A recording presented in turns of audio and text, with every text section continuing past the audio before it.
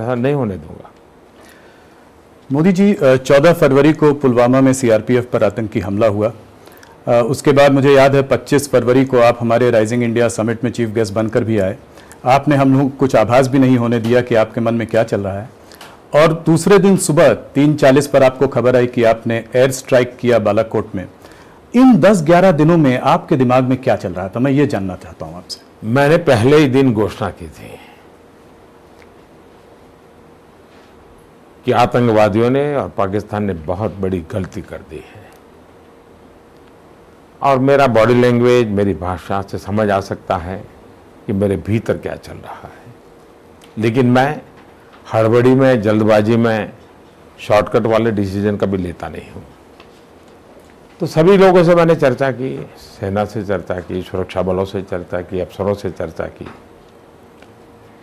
और चर्चा करने के बाद धीरे धीरे मैं सोच रहा था कि इसको कैसे आगे बढ़ाया जाए। हमारी सेना ने पुलवामा करने वाले आतंकवादियों को तो यहीं पर मार गिराया, वो अपने आप में बहुत बड़ा काम था। लेकिन मैं इतने से संतुष्ट नहीं था।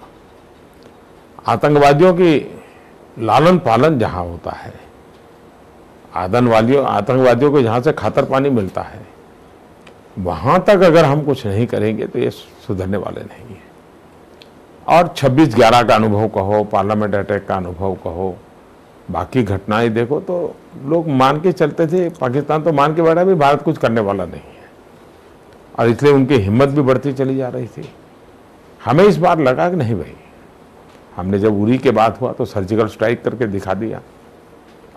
इस बार हुआ तो हमें लगा कि सर्जिकल स्ट्राइक का रास्ता ठीक नहीं होगा, एयर स्ट्राइक का रास्ता ठीक होगा। तो हमने एयर स्ट्राइक का रास्ता किया और बहुत सफलतापूर्वक किया, और मैं मानता हूं कि सबको हमने जोड़ करके किया।